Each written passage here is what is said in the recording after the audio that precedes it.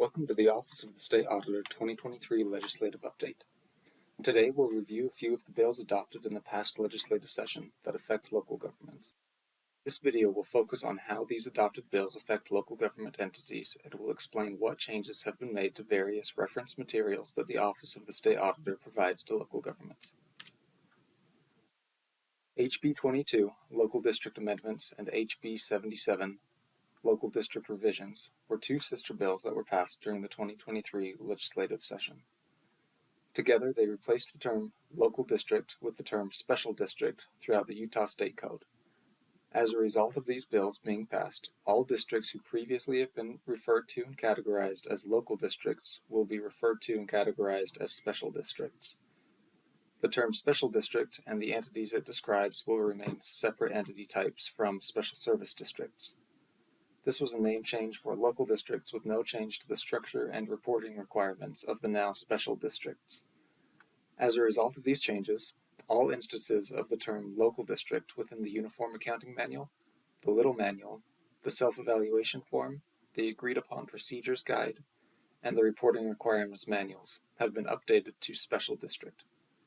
Going forward, we will be updating our online trainings and other reference materials to reflect this change as well. SB 43, Public Notice Requirements, was passed and made notable changes to public notice requirements for open public meetings. Under the provisions of this bill, public notices are now categorized as either a Class A or Class B notice. Each meeting or hearing requiring a public notice will still have their own time frame listed within the code referencing that specific meeting or hearing, but it will also include whether the meeting or hearing requires a Class A notice or Class B notice. These public notice requirements have been added to the Uniform Accounting Manual on page 29 and the Little Manual on page 12. We will quickly cover the posting requirements for Class A and Class B notices. Class A notices are required to be posted on the Public Notice website, on the public body's or government official's website, if the public body or government official maintains an official website and has an annual operating budget of $250,000 or more, and in the public location in connection with the affected area as specified in Utah Code 63G-30-102, subsection 1C. Class B notices are subject to all of the posting requirements of Class A notices, with the addition of individual notification requirements by mail or otherwise, directly to certain residences, real property owners, and/or other designated persons as required by statute. The time frame for posting can be found in the code for each individual public meeting type. For example, Utah Code 10-6-113, Public Notice Requirements for City Budget Adoption Hearings, states, "At the meeting at which each tentative budget is adopted, the governing body shall establish the time and place of a public hearing to consider its adoption, and shall order that notice of the public hearing be published for the city or metro township as a Class A notice under Section 63G-30-102 for at least 7 days before the day of the hearing." So here we can see the code specifies the time frame in which the public notice is to be posted, at least 7 days before the day of the hearing, as well as the notice class required for this meeting, Class A. Complete posting requirements for Class A and Class B notices can be found in Utah Code 63G-30-102. Another bill that passed affecting local governments was SB 245, Closed Public Meeting Amendments. This bill included the consideration of a loan application among the reasons for which a meeting of a public body may be closed, if a public discussion of the loan application would disclose certain non-public information. That non-public information includes non-public personal financial information, or a non-public trade secret, or non-public business financial information, the disclosure of which would reasonably be expected to result in unfair competitive injury to the person submitting the information. The list of reasons to close a public meeting in the Uniform Accounting Manual and the Little Manual has been updated to reflect this change. The next bill we'll discuss is SB 231, Government Records Access and Management Act Amendments. This bill made a few significant changes to the Government Records Access and Management Act. One of the most significant changes for local governments is that it enacted a provision establishing a process for a governmental entity to petition for relief against a vexatious requester. In short, a governmental entity may file a petition with the State Records Committee Executive Secretary. After a scheduled hearing, if the committee decides to grant the petition, either in whole or in part, the committee may order that the governmental entity is not required to fulfill requests from the vexatious requester for a period of time no longer than 1 year. This process is described in full in Utah Code 63G-2-209. This provides local government entities with a way to seek relief from vexatious grammar requesters, where previously there was none. The Reporting Requirements Manual that the Office of the State Auditor provides has gone through a complete redesign. In the past, the Reporting Requirements Manual has been a comprehensive manual that covered the reporting requirements and deadlines for all entity types. There are now 7 separate manuals listed on the Local Government Resources website, one for each entity type. Those entity types being cities and towns, counties, special districts and special service districts, interlocal entities, school districts and charter schools, governmental nonprofit organizations, and non-governmental nonprofit organizations.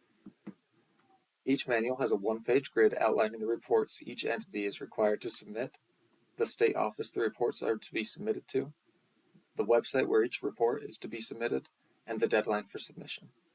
Each manual also has brief explanations of the required reports for the related entity type. This change was made so that each entity type can easily find a simple one-page document that has all of their reporting requirements that they can use as a quick reference guide for report due dates, as well as having more detailed information about the required reports in the following pages if additional guidance is needed. These manuals can be found on our local government resource center, resources.auditor.utah.gov, under Forms, Manuals, and Guides. Here's an example of the one-page reference sheet for the Cities and Towns Reporting Requirements Manual. As you can see, it lists which reports are required, which office the report is to be submitted to, where the report is submitted, and the submission deadline. There's a similar one-page reference sheet listing the required reports for each of the 6 other entity types.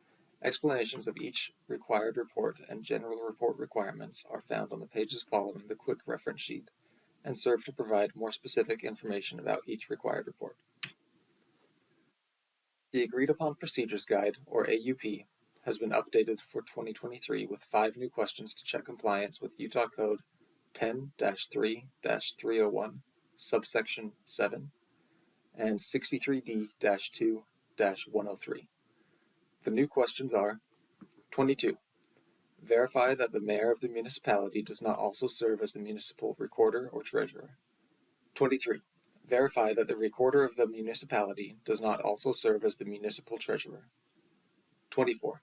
Verify that all individuals who hold a municipal elected office do not, at the same time, also hold a county elected office. 25. Ensure that the entity requires and maintains a conflict of interest disclosure for all officials and employees with decision-making or management responsibilities that is updated annually. 26. If the entity collects personally identifiable information, ensure that it is collected in compliance with Utah Code 63D-2-103. Similarly, the self-evaluation form has been updated with new questions about compliance with Utah Code 10-3-301, subsection 7, and 63D-2-103. The new questions are: 30. Municipalities only. Is the person serving as either the municipal recorder or treasurer a person other than the mayor of the municipality? 31. Municipalities only.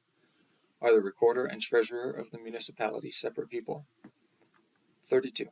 Municipalities and counties only. Do all municipal elected officials hold no county elected office? 33. Counties only. Do all county elected officials hold no municipal elected office? 37A. Does the entity have a schedule of fees charged that has been adopted by the governing body? 37B. Are there any fees being charged that have not been approved by the governing body? 37C. If fee revenues exceed fee expenses, Does the entity track excess revenues to ensure they are expended only for the provision of the service for which the fee is assessed? 38. Does the entity require and maintain a conflict of interest disclosure for all officials and employees with decision-making or management responsibilities? This should be updated annually. 39. If the entity collects personally identifiable information, is it compliant with Utah Code 63D-2-103? These new questions in the AUP and self-evaluation form are fairly self-explanatory. Just ensure that you are working from the most up-to-date version of each of the forms. These forms can be found on the Local Government Resource Center under the section labeled Forms, Manuals, and Guides. The state is starting to put a big emphasis on privacy protection. As such, a new privacy notice checklist template has been made available on our Local Government Resource Center.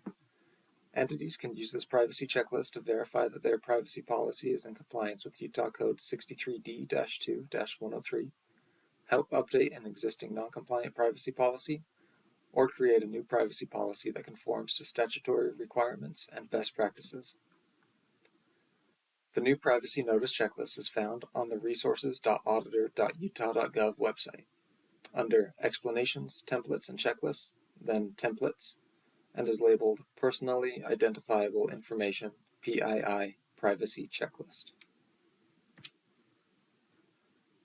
Thank you for watching the Office of the State Auditor's 2023 Legislative Update. If you have any questions about the information that was covered in this video, please reach out to either Parker Van Erden or Seth Ovesen with the State Auditor Local Government Division, or visit the State Auditor's website for additional resources.